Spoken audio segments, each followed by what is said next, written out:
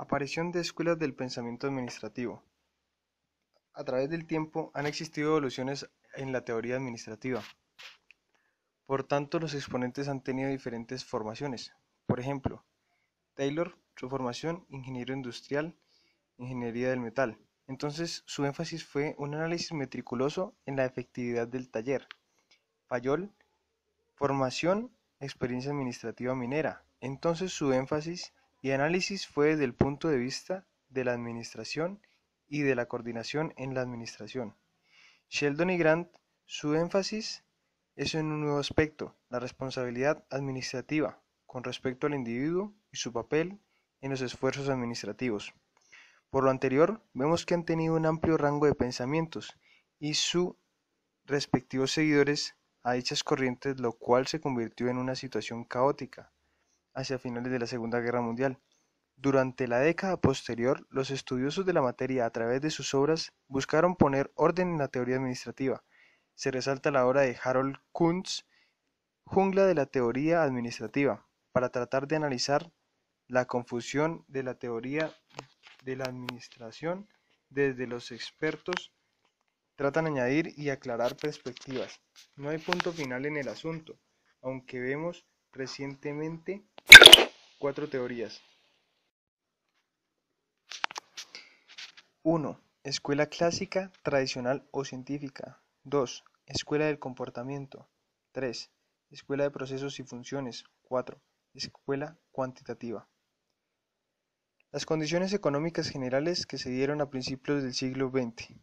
Estados Unidos estaba poblado y la llegada de migrantes disminuyó un poco, pero el mercado grande y creciente de la industria continúa la expansión. El común de la época era la industria y los inventos, el reemplazo de los obreros por máquinas y las herramientas del trabajador eran ahora las herramientas de la industria. De pequeño taller se hizo un salto a grandes fábricas. Aparición del administrador. Debido al creciente énfasis en la producción que aparece en la época, genera un escenario propicio para que se establezca una persona responsable de controlar y ordenar factores de producción. Trabajo consiste en obtener la máxima eficiencia de las máquinas humanas y de las máquinas mecánicas a cualquier costo. Lo importante era el valor producido, los costos unitarios, los límites de tolerancia del producto. En este punto, los administradores se proveían de su ingenio, sin ningún otro mecanismo de adiestramiento o de guía. La relación de la mano de obra y la administración era confusa, sin experiencia de liderazgo. Los administradores se convertían en dictadores. Sobre el trabajo dice que debe ser analizado científicamente y no intuitivamente. Sobre la cooperación, debe de existir una cercana cooperación entre los que planifican el trabajo y los que lo efectúan, de manera que el trabajo pueda ser hecho de acuerdo con los principios desarrollados en su análisis científico. Sobre la responsabilidad, dice, la administración y la mano de obra debían compartir igual responsabilidad. Cada sector efectuaba el trabajo para el cual estuviera mejor calificado. Además, usó el principio de la excepción. Pidió el establecimiento de una tarea diaria grande con una recompensa por efectuarla y un castigo por no lograrla. Por último, abordó también el tema de la investigación y la experimentación continua para desarrollar nuevos caminos para mejorar la eficiencia productiva y administrativa. Aunque implicaría mayores costos en cuanto a salarios, también debía enfocar la atención sobre el costo unitario de producción y no en el costo de mano de obra, ya que aunque aumentara el monto total de los salarios, la producción aumentaría en una mayor producción, reduciendo así los costos unitarios. Otro aporte importante eran las condiciones de trabajo. La idea de Taylor era reducir el esfuerzo físico y por lo tanto la fatiga, así permitiera que cada individuo desarrollara su potencial máximo. Este se caracterizó por ser un hombre de gran fuerza de voluntad, justo, sistemático, determinado y estricto. Su fuerte, la experimentación y la acción. Su punto débil, la escritura. Tradicional. La administración científica. Se desarrolló de la observación sistemática de los hechos de la población. Su exponente Taylor basada en investigación y análisis de la operación del taller. En su mente estuvo la planeación, el estudio de tiempos y movimiento, el control de la producción, distribución del equipo en la planta, incentivo de salarios, administración de personal e ingeniería humana, centradas todas en la eficiencia y producción. Frederick Taylor, el enfoque en estudiar las operaciones, determinar los hechos relativos de la situación del trabajo, la forma de abordar un problema administrativo era sencillo y directo: definir el problema, analizar la situación de trabajo en todos sus aspectos, aplicar técnicas cuantitativas a todos ellos aspectos, capaces de ser medidos, experimentar manteniendo todos los demás factores de trabajo constante, desarrollar una guía o un principio administrativo derivado de las observaciones y estudios y, finalmente, probar la validez de dicho principio a través de seguidas aplicaciones. Taylor separa el trabajo mental del manual, enfatizando grandemente el aspecto mental de la planificación: qué era lo que debía hacerse, cómo, por quién, cuán pronto era necesario y cuánto podría estar terminado. También introdujo un concepto importante: especialistas funcionales, conocidos actualmente en una organización como staff. Sobre los trabajadores dice que deben ser seleccionados científicamente, adiestrados y asignados a aquellos puestos para los cuales estuvieran mejor capacitados, física y mentalmente. Los Hilbrecht. Asociados a Taylor tanto en tiempo como en obras, los Hilbrecht, Frank y su esposa Lillian también hicieron contribuciones a la escuela de la administración tradicional o científica. Se les conoce mejor por el desarrollo de sus reglas de la economía de movimientos, estudiando qué tipos de movimientos eran los más efectivos. También el sistema Hilbrecht aumentaba la producción dejando a un lado los movimientos inútiles. Los Hilbrecht, como Taylor, estaban interesados en aumentos en la productividad. Otros contribuyentes.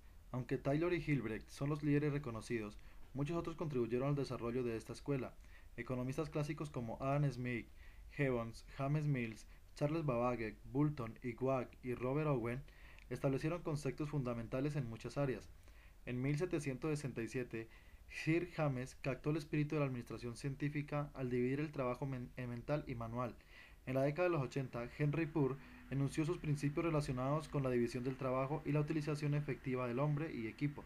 Harrington Emerson contribuyó en mayor medida a popularizar la filosofía de la eficiencia por medio de 12 principios, los cuales son: ideales claramente definidos, sentido común, consejo competente, disciplina, trato justo, registros confiables, despacho, estándares y células, condiciones estandarizadas, operaciones estándares, instrucciones estándares escritas, control de eficiencia. La escuela del comportamiento surgió de los esfuerzos de líderes tales como Grant y Mustenberg para reconocer la importancia del individuo en cualquier esfuerzo cooperativo. Además, el estudio de la administración debería concentrarse en los trabajadores y sus relaciones interpersonales. Los estudios del comportamiento se concentran en las motivaciones, dinámica de grupos, motivos individuales, relaciones de grupos, entre otros. La escuela también incorpora la mayor parte de las ciencias sociales como la psicología, la sociología, la psicología social y la antropología. Se interesa en una parte en la comprensión de los fenómenos relevantes en las relaciones intra e interpersonales en cuanto a la situación de trabajo. El origen de esta escuela puede ser trazado en 1879, cuando se estableció en un laboratorio para estudiar el comportamiento humano, siendo este el primer paso importante para transformar la psicología en una ciencia experimental. Hugo Munsterberg, líder en los primeros estudios en psicología industrial que se efectuaron en Harvard. En esta época la administración científica no tenía bases muy firmes, debido a la falta de pretensión intelectual y la mala aplicación de los presupuestamente expertos. Creó el campo de la psicología industrial aplicando sus técnicas de laboratorio para medir diferencias psicológicas entre individuos y empleados en situaciones de trabajo. Abriendo una nueva faceta de la administración científica, también planteaba que la psicología industrial y la administración científica debían unirse porque ambas proclamaban la misma verdad. Henry L. Gantt. Gantt se ubica con los tradicionalistas y demostró un interés casi emotivo por el trabajador como individuo. Abogó por un enfoque humanitario, debido a sus esfuerzos a favor de la clase trabajadora, le dan lugar y es en parte responsable por el crecimiento de la escuela del comportamiento. Elton Mayo. Elton Mayo es conocido como el padre de los experimentos de Howard Thorne y como firme abogado de la escuela del comportamiento. Elton, con la información analizada de los experimentos en la planta Western Electric, propuso el concepto de que los trabajadores constituyen su propia cultura y desarrolló una serie de ideas sobre conceptos sociológicos del esfuerzo de grupo. Esto ayudó a agregar una nueva dimensión a los conceptos administrativos. Los conceptos planteaban que para ser eficiente, el administrador debe reconocer y comprender al trabajador individual como una persona con deseos, motivos, instintos y objetivos personales que necesitan ser satisfechos. En la actualidad se reconoce que la actuación del trabajador está relacionada con los factores físicos como psicológicos y sociológicos. Esto ayuda a los administradores con respecto a la selección de la mejor supervisión. Mary Parker Foer. Mary Parker se enfatizaba básicamente en que un hombre en su trabajo era motivado por las mismas fuerzas que influían sobre sus tareas y diversiones fuera del trabajo, y que el deber del administrador era armonizar y coordinar esfuerzos del grupo. La señorita Foer reconocía la necesidad de que el administrador comprendiera los principios del concepto de grupo y agregó dos nuevos vocablos, unión y pensamiento en grupo, que seguidamente se han calculado en la literatura administrativa. Oliver Sheldon. Sheldon tuvo un gran énfasis en la responsabilidad administrativa. Su visión de industria, no como una masa de máquinas, sino como un grupo de hombres, un complejo humano y sus esfuerzos por sintetizar la administración científica con la ética social, lo podrían situar dentro de la escuela del comportamiento, pero esto es tema de controversia. Tanto Foer como Sheldon predicaron el énfasis subsecuente en el comportamiento humano a través de su concepto "el hombre es primero". Chester I. Barnard tenía una visión científica a la totalidad de las organizaciones administrativas. Realizó un análisis lógico de la estructura organizacional y de la aplicación de conceptos sociológicos a la administración. Desarrolló igualmente su concepto de sistema social en el que se fundamenta una nueva escuela. Este concepto está relacionado con el enfoque del comportamiento. Difiere en que la administración es considerada como un sistema de relaciones interculturales. Barnard veía la administración como un sistema de actividades conscientemente coordinadas necesarias para que el individuo pueda superar sus limitaciones biológicas, físicas y sociales.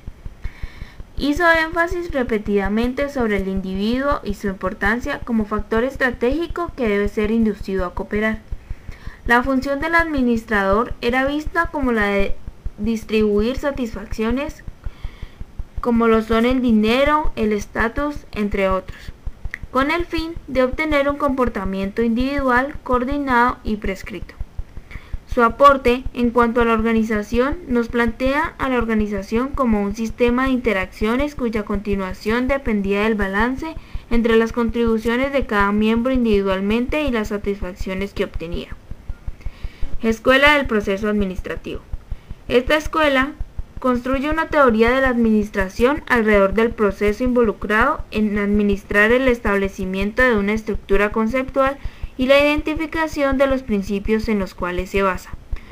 La administración se ve como un proceso universal y prácticamente idéntico sin importar su esfera de operación, gubernamental, industrial o institucional. Esta escuela efectúa el análisis de la administración, la cual es vista como un proceso analizando las funciones del administrador: planificar, organizar, emplear, dirigir y controlar. Henry Fayol fue el padre de esta corriente del pensamiento administrativo.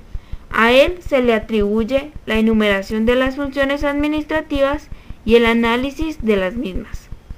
Para Fayol, el estudio, el análisis y la enseñanza de la administración se debe enfocar desde el punto de vista de sus funciones, las cuales definió como predicción y planeación, organización, dirección, control y coordinación. James Morgan. En 1926, Morgan concibió la idea de que la organización empleada por todos los grandes administradores era la misma, y procedió a aprobarlo. Su obra dio énfasis a la corriente del proceso administrativo. Lo que obtuvo fue un concepto de organización basado en procesos escalafonados, definiciones funcionales de puesto y coordinación fundamental.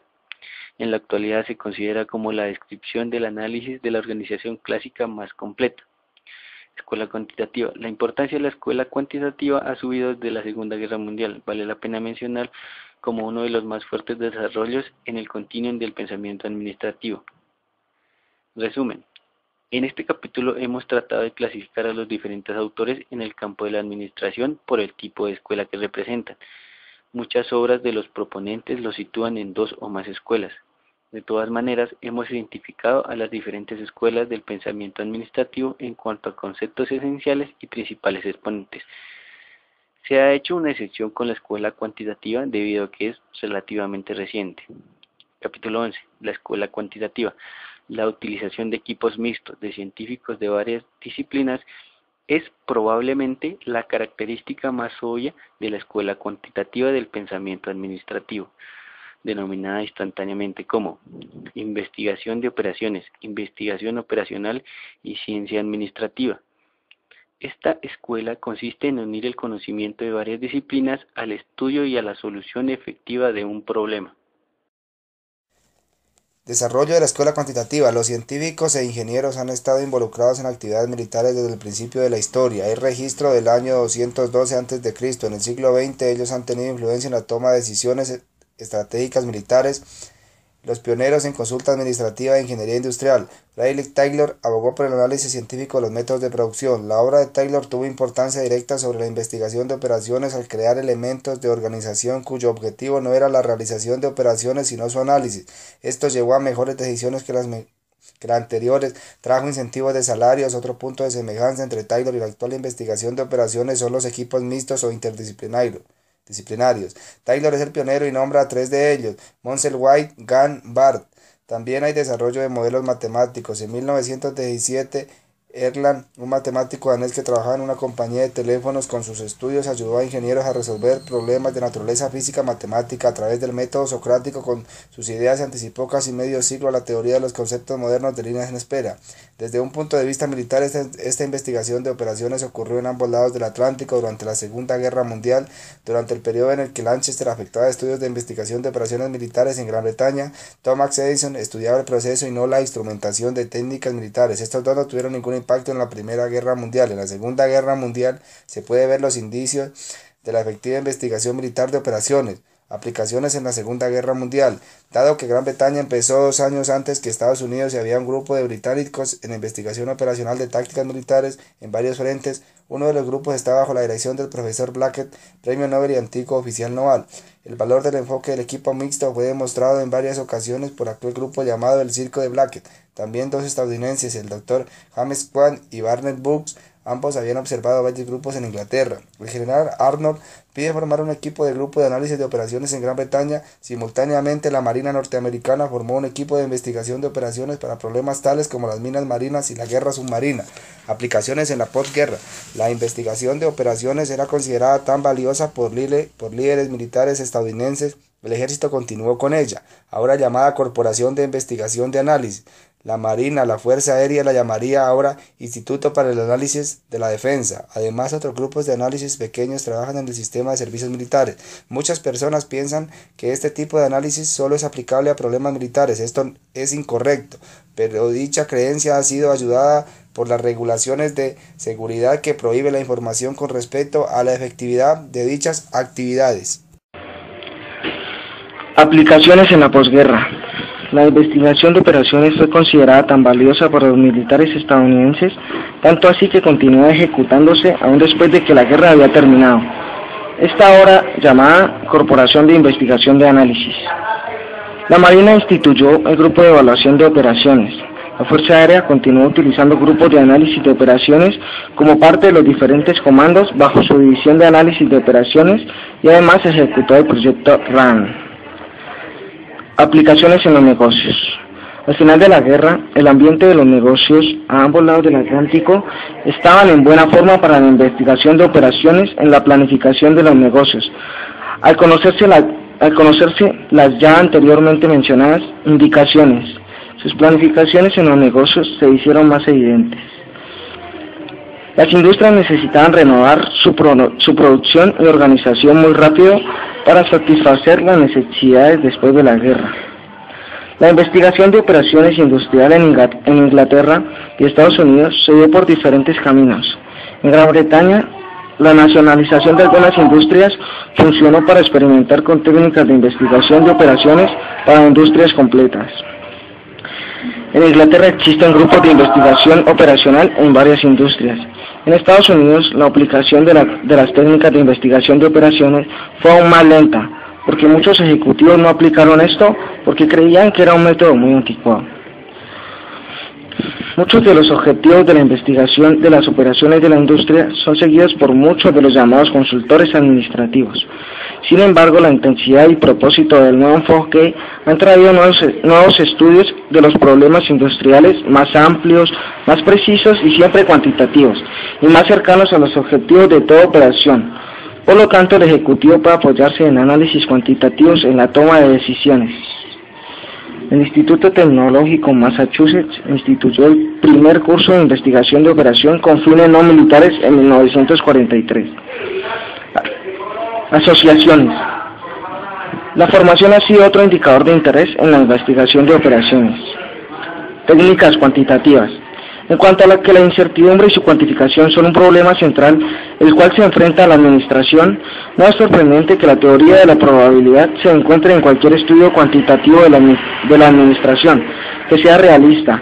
Así, la toma de decisiones o planificación administrativas pueden ser expresadas en términos cuantitativos para un análisis más exacto.